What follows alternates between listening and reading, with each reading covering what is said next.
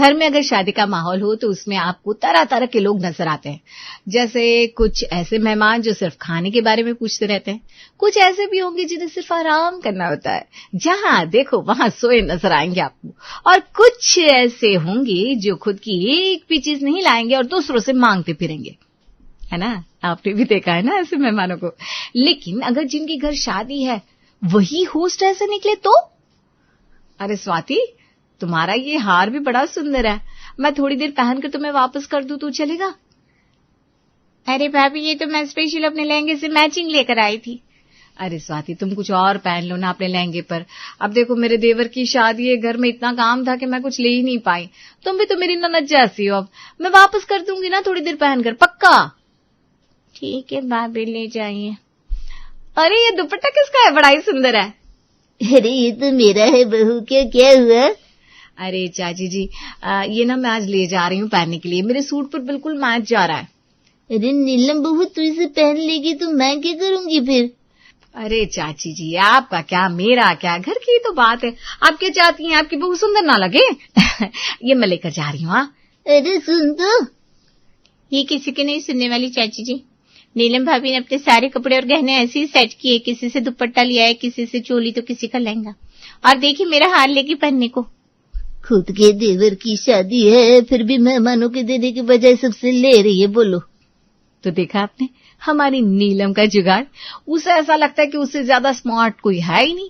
जहां उसके देवर की शादी में सबने इतने पैसे खर्च किए थे, कपड़ों पर, गहनों पर, जूतों पर, लेकिन वही खुद के देवर की शादी पर उसने 1 रुपया खर्च नहीं किया। इसे तो कहते हैं अल्टीमेट जुगाड़। अरे भाभी, अभी तो हार वापस कर दीजिए, अभी तो शादी भी होगी, नई दुल्हन घर में भी आ गई। अरे कर दूंगी ना वापस स्वाति, मेरे पास तुम्हारा हार बिल्कुल सुरक्षित है। देखो 8 दिन बाद मेरी सहेली की शादी है, तो मैं वहां पहन लूं ना, फिर तुम्हें भिजवा दूंगी। लेकिन भाभी, अरे हार का अब तुम क्या ही करोगी, घर में थोड़ी ना पहनने वाली हो, भिजवा दूंगी मैं बाबा। और मेरी दुपट्टे का क्या करना है, उसे भी तुम बाद में भिजवाओगी? अरे नहीं नहीं चाची जी, ये रहा आपका दुपट्टा, ले जाइए। अरे लेकिन ये तो मेरा दुपट्टा है ही नहीं। नीलम, तुमने चाची जी से दुपट्टा लिया था? हाँ माँ जी, वो विहान की शादी में मेरे पास मैचिंग दुपट्टा नहीं था ना, तो मैंने चाची जी से ले लिया था। हाँ, लेकिन ये मेरा दुपट्टा नहीं है नीलम बहू। भाभी आप एक काम करिए, आप ये ले जाइए, ये दुपट्टा, ये आपके सूट के साथ मैच भी करेगा और बड़ा सुंदर भी है। हाँ साधना है, ये है तो बड़ा ही सुंदर दुपट्टा। ठीक है, मैं ये ले जाती हूँ। नीलम की सास ने अपनी जेठानी को अपना दुपट्टा दे दिया, क्योंकि नीलम ने उनका दुपट्टा गुमा दिया था। लेकिन इस बात से नीलम के पति और सास बड़े ही नाराज हो गए थे। तुम्हें क्या जरूरत है दुपट्टा और हार लेने की? हाँ नीलम बहू, अगर ऐसा ही था तो पहले ही बाजार से ले आती, ऐसे मांगने की क्या जरूरत थी? आप दोनों ना खामखा नाराज हो रहे हैं। घर की तो बात है, हमारे अपनी ही तो है, अगर मांग भी लिया तो क्या ही फर्क पड़ जाता है, मैं यूज करने के बाद उन्हें वापस कर देती। लेकिन नीलम बहू, अपनी चीज अपनी होती है, अगर हमारी चीज को कोई ऐसे उपयोग करे तो? अरे माँ जी, क्यों आप इतनी सी बात को बढ़ा रही हैं? अब देखिए, पूर्वी और मैं जेठानी देवरानी है, अब एक दूसरे की चीज का उपयोग करेंगे तो क्या ही हो जाएगा? क्यों, मैं सही कह रही हूँ ना पूर्वी? जी दीदी, आप तो मेरी बड़ी बहन जैसी हैं, हम दोनों एक दूसरे की चीजें शेयर कर सकते हैं।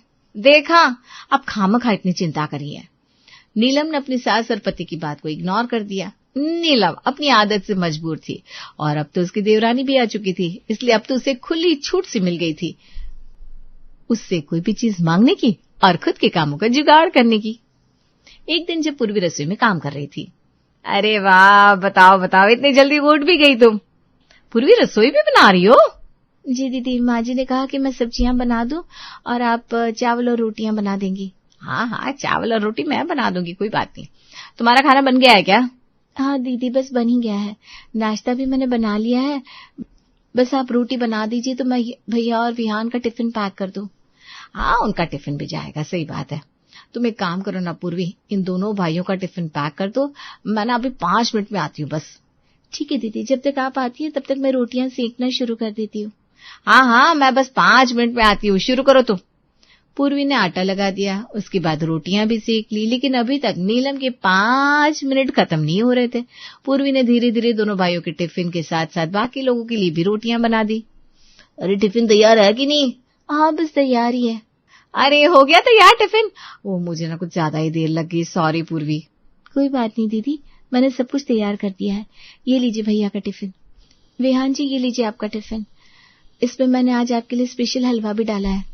अरे मैं तो भूल ही गई, किशन ने भी मुझे कहा था कि आज उनकी बॉस का हलवा खाने का मन है, अब क्या करूं। देखो तो कैसे शर्मा रही है पूर्वी को। पूर्वी, आज ये टिफिन मैं किशन को दे रही हूँ, लाओ ना जरा। दीदी लेकिन आज मैंने विहान जी के लिए वो स्पेशल। अरे एक ही बात है ना पूर्वी, किशन हलवा खाए या विहान, क्या फर्क पड़ता है। लाओ मुझे दे दो टिफिन, हमारा घर एक ही है, हम एक ही परिवार है।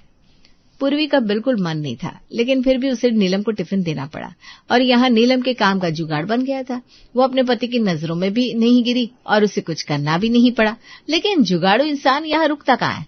अब तो नीलम की आदत हद से ज्यादा बढ़ती जा रही थी। वो अपने कमरे से ज्यादा पूर्वी के कमरे में दिखाई देने लगी थी। हाँ माँ, उस दिन मैं और विहान जी। क्या कर रही हो, मम्मी से बात? हाँ भाभी, आइए ना।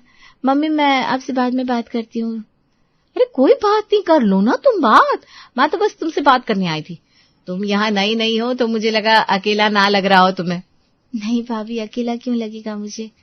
तुमने एसी क्यों नहीं चलाया है? अभी तो गर्मियां आ गई है, चलाओ जरा। नहीं दीदी, अभी इतनी गर्मी नहीं लग रही मुझे।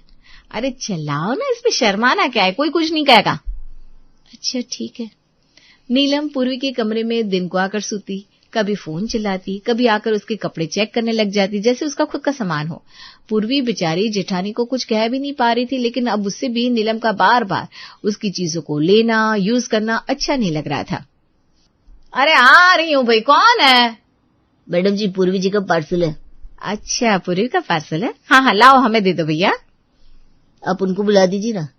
अरे हम उसकी बड़ी बहन ही है, हम दे देंगे उसको। अच्छा ठीक है। नीलम पूर्वी का पार्सल लेती है और आगे पीछे देखने लगती है। वो उसे खोलने ही वाली थी कि सामने से उसकी सास साधना आ जाती है। इस पर नाम पूर्वी का लिखा हुआ है नीलम बहू, तुम क्यों उसे खोल रही हो?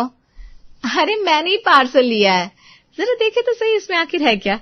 पूर्वी बहू, तुम्हारा पार्सल आया है। अरे आ गया, इसी पार्सल का मैं कब से इंतजार कर रही थी। वाह, मैं भी तो देखूं आखिर इस पार्सल में है क्या। वो दीदी, इसमें पूर्वी जब तक नीलम को बताती कि उसने क्या मंगाया है, नीलम ने बिना पूर्वी से पूछे पार्सल खोल भी दिया। पार्सल खोलती ही उसमें से पिंक रंग का बड़ा ही सुंदर सा सूट निकला, जिसे देखती ही नीलम की आंखें मोती की तरह चमकने लगी। ये वाला सूट तो मैंने भी देखा था ऑनलाइन, लेकिन बड़ा महंगा था। लेकिन चलो अच्छा है, अब ये तुमने मंगवा लिया है तो मैं भी इसे पहन लूंगी। ये सूट मेरी मम्मी ने भेजा है मुझे दीदी, कल बुआ जी के घर में पूजा है ना तो। अरे वही तो मैं कह रही थी, बुआ जी के घर में पूजा है तो मैं वहां यही पहन लूंगी, मुझ पर ना ये रंग बड़ा ही सुंदर लगेगा, है ना। लेकिन नीलम बहू, पहले पूर्वी से पूछ तो लो कि तुम ये सूट ले सकती हो कि नहीं। अरे माँ जी, हम दोनों बहन जैसी हैं, इसमें क्या पूछना। अगर मेरी कोई चीज पूर्वी को पसंद आ जाए तो मैं उसे मना थोड़ी ना करूंगी, है ना पूर्वी। ये सूट मैं पहनूंगी कल। हाँ, पूर्वी शर्म के मारे कुछ नहीं कह पाती, लेकिन उसकी माँ का भेजा हुआ सूट उसे पहनने को भी नहीं मिला। इस बात का उसे बड़ा अफसोस हो रहा था, लेकिन इस बात का गिल्ट नीलम को बिल्कुल भी नहीं था। क्या हुआ पूर्वी, यहाँ अकेले क्यों बैठी हो? कुछ नहीं माँ जी, बस यूं ही। देखो, अगर घी सीधी उंगली से ना निकले, टेढ़ी उंगली से भी ना निकले, तब घी को आग में गरम कर देना चाहिए, वो खुद ब खुद बाहर निकल आता है। माँ जी आप क्या कह रही हैं, मुझे कुछ समझ में नहीं आ रहा। अपना कान यहाँ हलाओ। साधना पूर्वी और नीलम की बात को समझ चुकी थी, इसलिए उसने पूर्वी को नया रास्ता अपनाने को कहा, जिससे नीलम को भी उसके जुगाड़ का असली स्वाद मिल सके। अगले दिन पूर्वी सुबह सुबह सब्जियां लेकर पहुंच जाती है नीलम के कमरे में। अरे पूर्वी, तुम यहाँ क्या कर रही हो और ये सब्जियां? अरे दीदी, आजकल रसोई में ना बड़ी गर्मी हो रही है, तो वहाँ खाना बनाना, सब्जी काटना बड़ा मुश्किल हो रहा था। तो मैंने सोचा आपके कमरे में तो बालकनी भी है, क्यों ना यही सब्जियां काट भी लूं, यहाँ गर्मी भी नहीं लगेगी। यहाँ? लेकिन यहाँ सब्जियों का कचरा। अरे पूर्वी बहू, इसमें पूछना क्या है। नीलम तुम्हें अपनी छोटी बहन मानती है, इसलिए तो तुम्हारी चीजें वो कैसे बिना पूछे ले लेती है, देखा नहीं है तुमने क्या नीलम बहू? हाँ वो तो है। ठीक है, फिर आज मैं यही इंडक्शन भी ले आती हूँ। आज मैं यही रसोई बना लूंगी दीदी के कमरे में, यहाँ बालकनी से ना धुआं भी चला जाएगा। हाँ, तुम इसे अपना ही कमरा समझो। पूर्वी, नीलम तुम्हें कुछ नहीं कहने वाली, लाओ मैं भी यही बांटकर सब्जियां छिल देती हूँ। उस दिन सुबह से लेकर रात तक पूर्वी और साधना वहीं बैठे रहे। कभी वहां सब्जियां छिलते, कभी इंडक्शन पर पूरियां तलते। नीलम का पूरा कमरा सब्जियों के कचरे, रसोई के मसाले और भी न जाने किस किस चीज से भर चुका था। दीदी आज तो देखिए बिल्कुल भी गर्मी नहीं लगी और खाना भी बन गया। हाँ, क्यों लगेगी गर्मी, मेरा पूरा कमरा ही रसोई बना दिया इसने। पूर्वी, मैं तो कहती हूँ हम यहीं खाना भी खा लेते हैं, नीलम के कमरे की एसी चला देते हैं। यहाँ खाना खाएंगे मेरे कमरे में? अरे दीदी आपका क्या मेरा क्या अब इसमें है, सब कुछ हम दोनों का ही तो है, क्यों माँ जी? बिल्कुल, घर की तो बात है नीलम। किशन, विहान, यहाँ जाओ, खाना खाने चलो आओ। घर की बात कैसे है?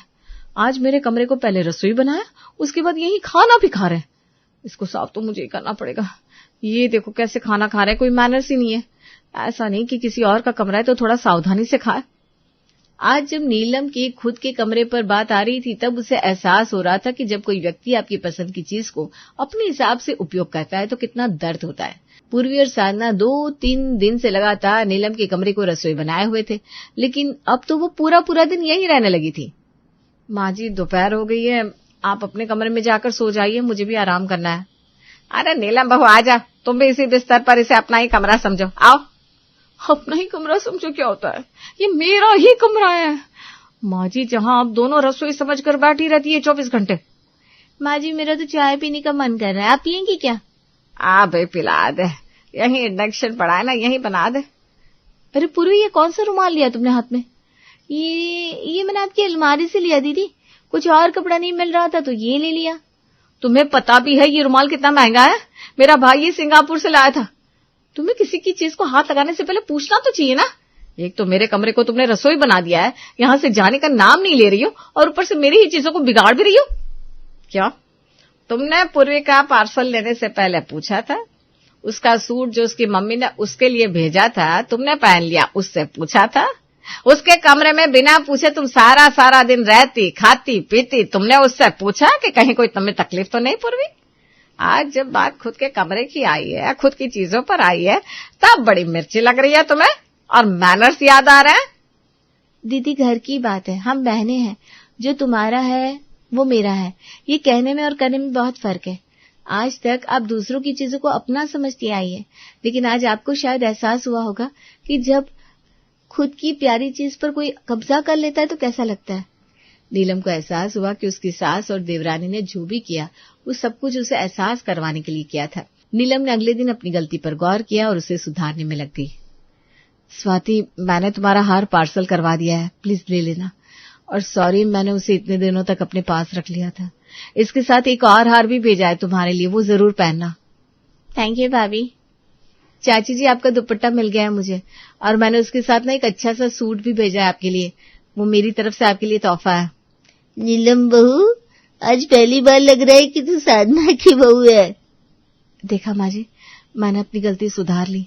चलो, अंत भला तो सब भला। तभी दरवाजे की घंटी बजती है। मैं देखती हूँ कौन है। ये पूर्वी जी का पार्सल है। अरे वाह, एक और पार्सल। ला, मैं उसे दे दूंगी। दीदी, वो मैंने ऑनलाइन एक चप्पल। अरे ये तो बड़ी सुंदर चप्पल है, इसे तो मैं ही पहनूंगी। नीलम चप्पल पहनकर अंदर चली जाती है और साधना और पूर्वी एक दूसरे को देखती रह जाती है कि अभी तो उन्हें लगा था कि नीलम सुधर गई है, लेकिन उसने तो फिर से वही किया। अरे मजाक कर रही हूँ पूर्वी, मैं तो देखना चाहती थी कि तुम और माँ जी क्या कहती हो। ये लो तुम्हारी चप्पल। दीदी, इस बार अगर आप मेरी चप्पल नहीं देती तो क्या? हाँ, मुझे मारने आने वाली थी तुम? नहीं, मैं रो देती। तीनों हंसने लगती हैं। ओ कामचोरों की महारानी, सूरज सिर पर चढ़कर नाच रहा है और तू अभी तक बिस्तर ही तोड़ रही है। आज उठने का इरादा है भी या नहीं? दिन निकल गया क्या मम्मी जी? मुझे तो लगा अभी रात ही है। 10 बज गए हैं और महारानी साहिबा पूछ रही हैं कि दिन निकल गया है क्या? बस तेरे मायके में ही दोपहर को दिन निकलता है बहू, पूरी दुनिया में नहीं। चल उठ जा अब। उठती हूँ मम्मी जी। मेरा सिर। बस, ये रोज एक ही ड्रामा मत किया कर। 3 साल में मैं तुझे और तेरी नौटंकी दोनों को अच्छे से समझ गई हूँ। अब सीधी तरह उठती है या आकाश को फोन करूं? उठती हूँ मम्मी जी, ये लीजिए, उठ भी गई। आकाश चले गए क्या? चला भी गया और ऑफिस पहुंचकर उसे 2 घंटे भी हो गए। मुझे रोज तुम्हें बच्चों की तरह उठाना पड़ता है टीना। इतनी देर तक सोना अच्छा लगता है क्या तुम्हें? अच्छा तो नहीं लगता मम्मी जी, लेकिन मैं क्या करूं? जब भी उठने की कोशिश करती हूँ ऐसा लगता है जैसे किसी ने मुझे जकड़ लिया है। बिस्तर से उठने ही नहीं दे रहा है मुझे।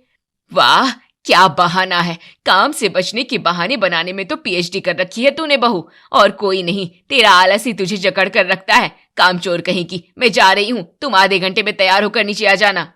मानसी की बड़ी बहू टीना एक नंबर की कामचोर और आलसी थी। बोलती तो बहुत थी, लेकिन छोटे से छोटा काम भी उसके लिए सजा के समान था। काम से बचने के बहाने तो उसके पास इतने थे कि वो एक किताब भी लिख सकती थी नीचे आकर। मम्मी जी, क्या बनाना है नाश्ते में? आप जो कहोगी मैं वही बना दूंगी आपको। आहा, नाटक तो देखो जरा कोई इसके। कोई देखेगा तो सोचेगा कितनी सुशील और आज्ञाकारी बहू है। तुझे अच्छे से पता है कि ये नाश्ते का समय नहीं होता है, फिर भी रोज आकर तुम मुझसे यही सवाल पूछती है, और मैं भी तुझे एक ही जवाब देती हूँ कि बहू अब खाना ही बना ले। ठीक है, तो खाने में क्या बनाना है वो बता दीजिए, मैं वो बना दूंगी। अब यही बात तू बिना लाग लपेट के पूछ लेती तो तुझे बोलने की मेहनत तो नहीं करनी पड़ती। बोलती तो तू बहुत है, लेकिन काम को करने में तुझे बिल्कुल भी आलस नहीं आता है बहू। बोलने में कैसा आलस मम्मी जी? मुझे तो वैसे भी किसी भी काम में आलस नहीं आता है। आप ही मुझे कामचोर समझती हैं। हाँ नहीं तो। मानसी टीना को खाने में क्या बनाना है ये बताकर हॉल में आकर बैठ जाती है। थोड़ी देर बाद टीना वहां आती है और सोफे पर बैठते हुए गहरी सांस भरकर कहती है, आश, अब बस रोटियां ही बाकी है, लेकिन मेरे हाथों में तो इतना दर्द हो रहा है कि क्या बताऊं। आपको कहूंगी तो आपको लगेगा मैं बहाने बना रही हूँ। आपने तो अपने मन में मेरी इमेज ही ऐसी बना ली है मम्मी जी। क्या कर सकती हूँ, करना तो पड़ेगा ही। बहाने ही बना रही है बहू तू, क्योंकि मोबाइल चलाते समय तो तेरा हाथ बिल्कुल सही रहता है। चल चुपचाप उठ और रोटियां बना दे, 4 तो रोटियां हैं बस। अब इतनी भी आलसी और कामचोर नहीं हूँ मम्मी जी के फोन चलाने में भी आलस करूंगी। हाँ नहीं तो। टीना बेमन से उठकर किचन में चली जाती है और 4 रोटियां बनाकर बाकी किचन वैसा ही छोड़ देती है। खाना खाकर मानसी किचन में आती है और वहां पर फैली गंदगी को देखकर टीना को कहती है, हे भगवान, ये कैसी कामचोर बहू दे दी है मुझे। बहू, एक तो आधे घंटे के काम को करने से पहले 2 घंटे बहाने बनाती है, फिर जैसे तैसे काम निपटाकर पीछे का सारा पसारा ऐसे ही छोड़कर भाग जाती है। थोड़ा सा खाना बनाती है फिर भी कितना गंदा करती है। राम राम राम। अब खाना मैंने बनाया है तो पीछे का काम तो आपको समेटना चाहिए ना मम्मी जी। आपने कल बाबा जी के प्रवचन में नहीं सुना, मिलजुल कर सब काम करने से ही सास बहू के झगड़े कम होते हैं और घर में शांति रहती है। तो फिर जब सुबह सुबह तू घोड़े बेचकर सोती है और तेरी सास अकेले सब काम करती है, तब तुझे बाबा जी का प्रवचन याद नहीं आता क्या? सब काम के लिए बाई लगी है, बस खाना बनाना है वो भी तुझसे नहीं होता है। हद है। जो भी है मम्मी जी, अब नहीं होता मेरा मन काम करने का तो मैं क्या करूं? अपने मन को दुखी करूं क्या? आप भी रहने दीजिए ना, किचन ऐसा ही, शाम को फिर सब खराब ही तो होना है। जा आराम कर ले, मैं ये सब कर लूंगी। तुझे तो ऐसी गंदगी की आदत है, मुझे नहीं है भाई। मानसी किचन में फैली गंदगी साफ करती है और टीना बिना शर्मिंदा हुए वहां से चली जाती है। कमरे में आकर, हाय, थोड़ी कमर तो सीधी कर लूं। सासू माँ को भी जरा चैन नहीं है। अब शाम को खाना बनाते समय भी तो किचन गंदा होगा ही ना, एक ही बार में साफ कर लेते। लेकिन नहीं, उन्हें तो साफ सफाई करने का शौक है ना, तो शौक से करे। मैं तो सो रही हूँ। टीना एसी ऑन करके सो जाती है। थोड़ी देर बाद कमरा बहुत ज्यादा ठंडा हो जाता है और उसकी नींद खुल जाती है। ओफो, अब उठकर एसी ऑफ करना पड़ेगा। कितनी बार इन्हें कहा है कि बेड को थोड़ा सा आगे सरका दे, सारे ही तो बटन बेड से इतनी दूर हैं। लाइट, फैन, एसी सब उठकर बंद करने पड़ते हैं। उठने का तो बिल्कुल मन नहीं कर रहा है, क्या करूं? हाँ, आइडिया। टीना बेड के नीचे रखी अपनी चप्पल उठाती है और सामने इलेक्ट्रिक बोर्ड पर एसी के बटन का निशाना साधते हुए फेंकती है। लेकिन तभी दरवाजा खुलता है और अंदर आते आकाश को चप्पल लगती है। ओह, ये क्या है भाई? ओह सॉरी, मैं वो तो एसी का बटन। एसी का बटन बंद करने का ये कौन सा तरीका है? 2 कदम चलकर जाती तो क्या बिगड़ जाता? आलस की भी हद है तुम्हारी। ओहो, इसे कहते हैं उल्टा चोर कोतवाल को डांटे। मैंने तुम्हें कितनी बार कहा है कि बेड को थोड़ा आगे सरका दे, लेकिन नहीं, इतनी मेहनत का काम कौन करेगा भाई? और मुझे आलसी कहते हो? हाँ नहीं तो। अच्छा मेरी माँ, अब उठकर जरा खाना दे दो मुझे। तुम जल्दी आने वाले थे, बताया क्यों नहीं? अब खाना तो खत्म हो चुका है। मैंने बस मेरा और मम्मी जी का ही खाना बनाया था। चलिए आपको कुछ बना देती हूँ, नहीं तो मम्मी जी फिर से मुझ पर तानों की बौछार कर देगी। ओह, मेरा पैर, आहा, मेरा पैर तो उठ ही नहीं रहा। हाय। सब समझता हूँ मैं, सीधी तरह उठो और खाने के लिए कुछ बनाओ। टीना की कामचोरी की आदत से अब सब वाकिफ हो चुके थे। शुरू शुरू में काम से बचने के उसके ये पैतरे अच्छे काम कर गए थे, लेकिन अब किसी पर भी असर नहीं होता था। टीना चुपचाप नीचे आती है और आकाश को खाना बना कर देती है। आकाश के जाने के बाद, मम्मी जी, विकास भैया की शादी का भी तो कुछ सोचिए। आपको क्या पता मुझे मेरी प्यारी देवरानी का कितना बेसब्री से इंतजार है। मुझे सब पता है कि तुझे अपनी प्यारी देवरानी का इंतजार क्यों है, वो भी बेसब्री से। लेकिन मैं विकास की शादी जल्दीबाजी में बिल्कुल भी नहीं करूंगी। तेरे जैसी आलसी और कामचोर बहू आ गई तो मेरी तो वाट लग जाएगी। आप भी ना मम्मी जी, हमेशा मुझे गलत समझती हैं। मैं काम से बचने के लिए थोड़ी ही अपनी देवरानी का इंतजार कर रही हूँ। हाँ नहीं तो। इसे कहते हैं चोर की दाढ़ी में तिनका। मैंने कब कहा कि तू काम से बचने के लिए अपनी देवरानी का इंतजार कर रही है। मैं भी सब समझती हूँ मम्मी जी। हाँ नहीं तो। टीना गुस्सा हो जाती है और मानसी उसके बचपने पर हंसती है। तभी फोन की घंटी बजती है। अब फोन तो उठाएगी कि नहीं? कितनी बार कहा है मम्मी जी, आप एक मोबाइल फोन ले लो। लेकिन नहीं, आपको तो ये बाबा आदम के जमाने का लैंडलाइन ही पसंद है। हम सबके फोन तो मोबाइल पर आते हैं, आपका ही फोन होगा, आप ही उठाओ। वैसे भी फोन आपके ज्यादा पास में है। टीना को घूरते हुए मानसी फोन उठाती है। हाँ जी, मैं मानसी ही बोल रही हूँ। अच्छा ठीक है, हाँ, हम आ जाएंगे कल जी। फोन रख कर, हमें कल विकास के लिए लड़की देखने जाना है। भगवान करे लड़की अच्छी हो, काम करने में होशियार हो। मैं भी यही चाहती हूँ मम्मी जी, मेरी देवरानी मेरी तरह होशियार और समझदार हो। ए बहू, लगा दी ना टोक। अरे तेरे जैसी बहू क्यों चाहूंगी मैं, तू अकेली ही काफी है मेरे लिए। अगले दिन मानसी, आकाश, विकास और टीना लड़की देखने जाते हैं लड़की के घर पर। आपकी बेटी तो बहुत सुंदर है। वैसे घर के सब काम तो आते होंगे ना इसे? हाँ, ये बचपन से पढ़ाई लिखाई में ही है बहन जी। इसे घर के काम नहीं आते, और फिर घर के काम करने के लिए थोड़े ही हमने इसे इतना पढ़ाया लिखाया है। इतनी अच्छी तनख्वाह है इसकी, हर काम के लिए मेड रख लेगी। घर के काम नहीं आते? ये क्या बात हुई भला? लड़की को तो घर के काम आने ही चाहिए। अब मुझे देखिए, मैं भी तो सब काम करती हूँ घर के। क्यों मम्मी जी? झूठी कहीं की, कौन से काम करती है भगवान ही जाने। ठीक है बहन जी, हम आपको बताते हैं। दूध का जला छाछ भी फूक फूक कर पीता है। ये कहावत अब मानसी के दिमाग में फिट हो चुकी थी। वो अब विकास की शादी के लिए कोई रिस्क नहीं उठाना चाहती थी, इसलिए यहाँ तो रिश्ता जमना मुमकिन ही नहीं था। कुछ दिन बाद फिर से एक रिश्ता आता है। मम्मी जी, इस बार मैं तो नहीं चलूंगी, आप लोग चले जाइएगा, मैं घर संभालूंगी। ठीक है, लेकिन घर संभालना, सोती मत रह जाना। अगले दिन तीनों लड़की देखने जाने के लिए निकलते हैं। हम होकर आते हैं बहू, हम लोग तो उनके यहाँ खा लेंगे, तुम अपने लिए कुछ बना लेना और हमारा रात का खाना जरूर बना कर रखना, ठीक है? सबके जाते ही टीना खुश होकर दरवाजा बंद करके सोफे पर पैर पसार कर टीवी देखने लगती है। तभी दरवाजे की बेल बजती है। ओफो, इतनी सुबह सुबह भी लोगों को चैन नहीं है। होगा कोई, मुझे क्या, अब उठकर कौन दरवाजा खोलेगा? जो होगा वो बेल बजा बजा कर अपने आप ही चला जाएगा। लगातार 4-5 बेल बजने के बाद आखिरकार वो झुंझलाकर दरवाजा खोलती है तो दरवाजे पर उसकी मौसी सास शोभा खड़ी होती है। अरे, अब ये क्यों टपक पड़ी? ये तो मेरी सास से भी बड़ी वाली सास है।